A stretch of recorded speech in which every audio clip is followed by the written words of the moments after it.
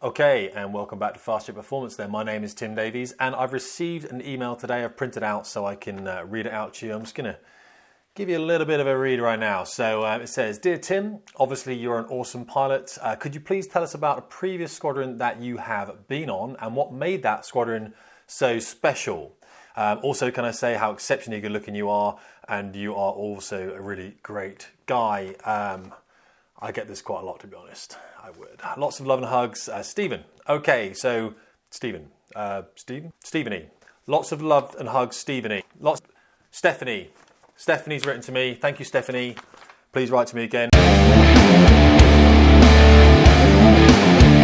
So let's have a chat then exactly about that. And it's interesting, Stephanie, that you've said this because today I've received a parcel. And this parcel has come out of the blue pretty much, but I kind of was expecting it. And in this parcel, there are two legends. Think Game of Thrones, not dragons. Better than that, okay? So let's have a look at this then, and let's get this open. And I want to talk to you a little bit about what it contains. It's kind of important, to be honest. So I've got some Swiss Army. Can't beat that. How am I going to do this? Because top. How have they wrapped this thing up with? What have they? It's on. Are we going to have? How are you supposed to even get into this thing? Interesting. Winchester knife, full tang blade.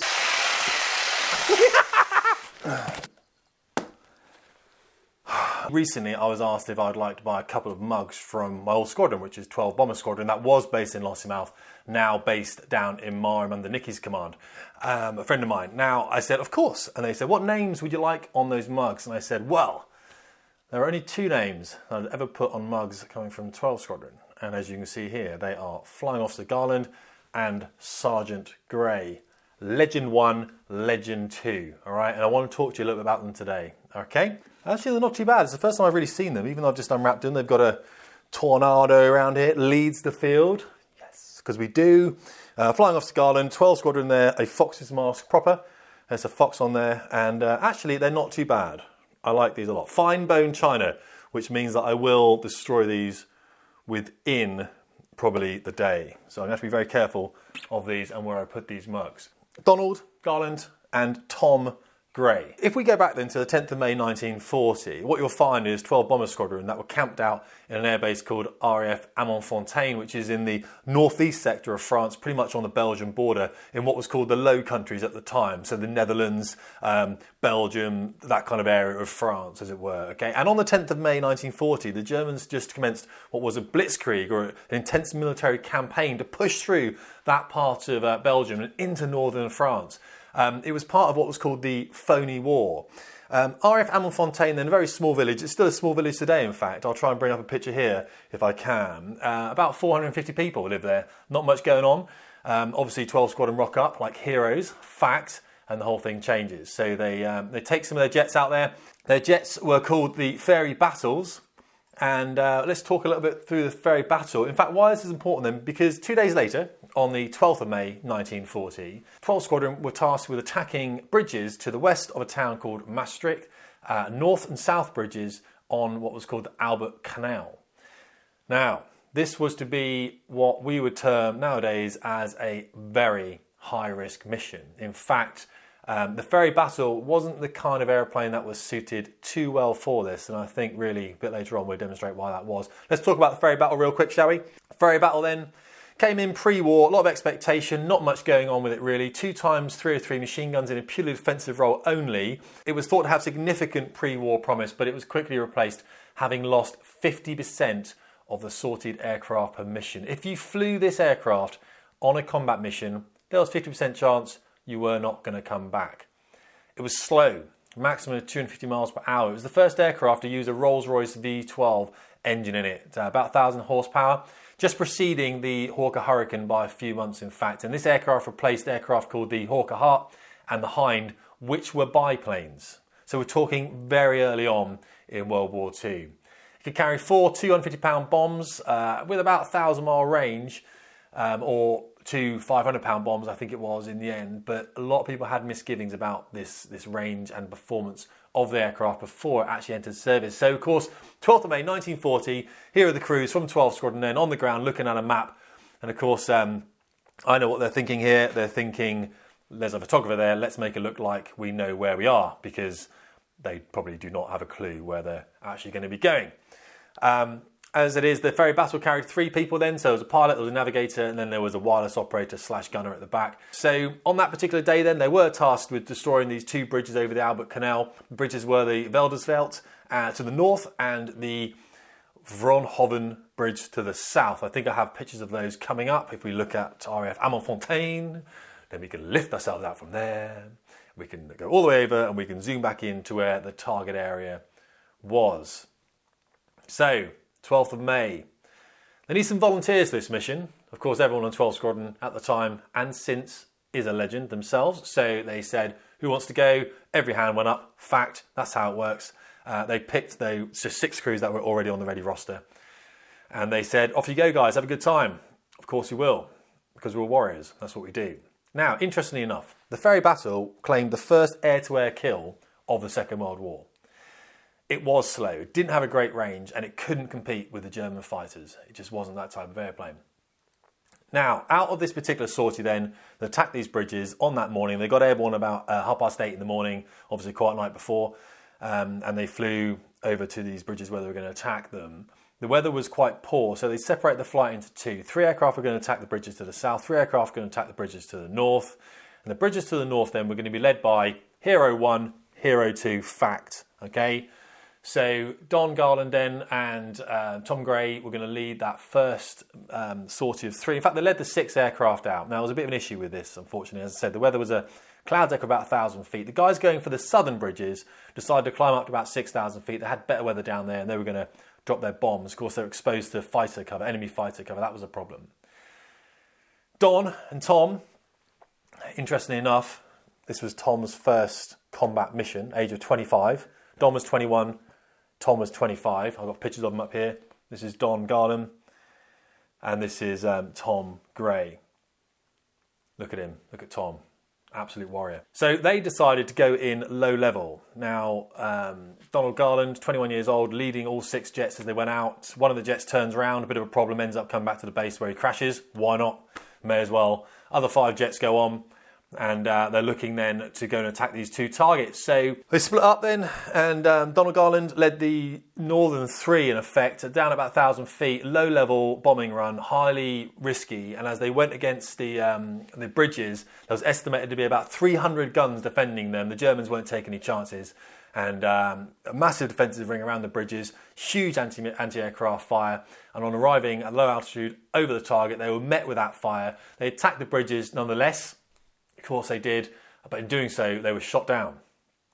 No one really knows where they were shot down. There's a small village where they think they may have been shot down, or the other place they think they were shot down was actually at a hospital. If you're going to get shot down anywhere, I'd go for the hospital, to be honest. Sounds pretty good to me. Either way, unfortunately, this aircraft, they all were killed.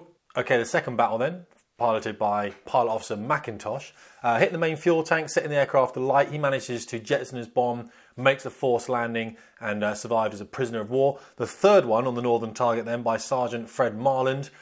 He released his bombs, and as he climbed away, he lost control of the aircraft and unfortunately hit the ground, and they were all killed. The other battles, there were 2 of them went on to hit the southern target from about 6,000 feet, but were hit by German fighters, and they fared quite badly also. Now, British fighters that were providing some element of cover over the top said that the entire bridge area was obscured by the bombs that had been dropped from these ferry battles from 12 Squadron. Reports say that when the smoke cleared from the area, it could be seen that part of the bridge had been brought down by some of the bombing. It had been shattered. Now, evidence suggested that that damage was done by Donald and Tom in their lead aircraft at low level. So, as I said, Gray's first operational bombing mission, and he managed to destroy part of the bridge. It was short-lived. Unfortunately, the German army went and repaired that bridge that day. The guys in the lead airplane then all buried in the Imperial War Graves Commission Cemetery at Haverley. Interestingly enough here, if we talk about Donald Garland, he was the youngest of 4 brothers. Now, he died on the 12th of May 1940. The next brother up, Desmond, he died on the June the 5th, 1942 with 50 Squadron. He was laying mines in an Avro, Manchester, I believe it was, off the north coast of France. The next brother, John, died on the 28th of February 1943, natural causes. He was a medical officer. And then the older brother, Patrick died on the 1st of January 1945 whilst flying a Mark 14 Spitfire in southern Holland, which overturned on landing and killed him. Move on to Tom Gray then. His three brothers, they also had all died by 1946. So massive sacrifice from the Garland and the Gray family in the Second World War. So 12 Squadron had taken huge losses then in Operation Veldersvet and Vroonhoven, which were the mastic bridges, the sorties they did on the 12th of May. Now that was 5 aircraft destroyed, pretty much 6 really if you look at the one that crashed on the way home, 8 prisoners of war and 6 killed in action. Now, these two chaps here were both posthumously awarded the Victoria Cross. And the citation, I've got it here, I'm going to read it out to you right now. Flying Officer Garland was the pilot and Sergeant Gray the observer of the leading machine of a formation of 5 aircraft that were ordered to destroy at all costs a bridge over the Albert Canal, which had not been demolished by the land forces and was allowing the Germans to advance into Belgium. In spite of very heavy defence of the area surrounding the bridge, the formation made a successful dive-bombing attack from the lowest practicable altitude. After releasing their bombs, they were attacked by a large number of enemy fighters. Only 1 aircraft of the 5 returned to its base. Much of the success of the operation must be attributed to the formation leader, Flying Officer Garland, and to the coolness and resource of Sergeant Gray. He navigated the aircraft under the most difficult of conditions, in such a manner that the whole formation, although it subsequently suffered heavy losses, was able to successfully attack the target. Interesting, because that was not a great day for 12 Squadron. Or it was a great day, but it wasn't a great day, if you see what I mean. I think anyone would look at that as not a great day. 2 days later, however, there were 19 ferry battles from 12 Squadron, 142 Squadron, 226 Squadron, all of 76 Wing, and they were tasked in mid-afternoon into action to bomb enemy columns on the road from Sedan to Givon in northern France. These attacks were made in the face of fierce flak and anti-aircraft fire and fighter opposition. 4 of the 5 battles from 12 Squadron were shot down. The 5th battle limped home to do what? To crash at the airfield, absolutely, at Amalfontaine. In all, 12 Squadron lost 4 of the 5 aircraft that day. 6 killed in action, 6 prisoners of war. From the 71 bombers that got airborne, across the wing, 40 did not return that day. In an operation of comparable size, there has never been a loss so high experienced ever since by Her Majesty's Royal Air Force.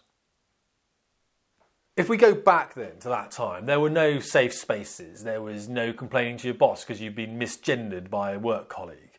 There was no rioting in the streets because you were upset about an election that you couldn't be bothered to actually vote in yourself.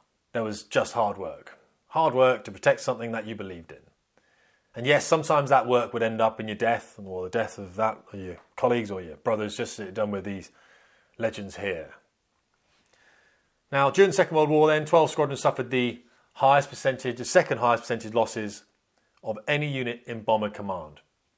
It flew 5,160 sorties, it lost 1,129 men and losing 188 aircraft. Courage is the strength in the face of knowledge of what is to be feared, which means that if you know something's going to happen, these guys knew that area was going to be massively heavily defended. The courage they displayed was because they knew that. They feared it and they went and did it anyway. But here's the interesting thing. If we do some counting, 1, 2, we may notice something about what I said earlier about the ferry battle. The ferry battle has 3 cockpits. There's something missing here, isn't there? That's right. There is another mug that I'm going to have to go and buy. And that is because there is someone else that was in that aircraft that didn't receive a Victoria Cross. He obviously is a legend himself. He was only 20 years old. Here is a picture of him. Why is he a legend? Because he's 20 and he's smoking a pipe. That makes him a legend. His name was leading aircraftman Lawrence Royston Reynolds. He was also killed and he was buried alongside his crewmates. He received no commendation whatsoever, and it was later described as one of the greatest injustices of World War II. He was the wireless operator and the gunner in that aircraft. So I just want to leave you now then with Flying Officer Donald Garland Victoria Cross and Sergeant Tom Gray Victoria Cross and leading aircraftsman Lawrence Reynolds, who I will have to get a mug for here as well, all from 12 Bomber Squadron. 12 Bomber Squadron still exists, then flying the Tornado GL4 out of RAF Marham under Wing Commander Nicky Thomas. And I would just like to point out then their motto of 12th Squadron, which is leads the field. And why is that important? Because these were the first 2 Victoria Crosses for Her Majesty's Royal Air Force in the Second World War. Tim Davies, Fast Jet Performance.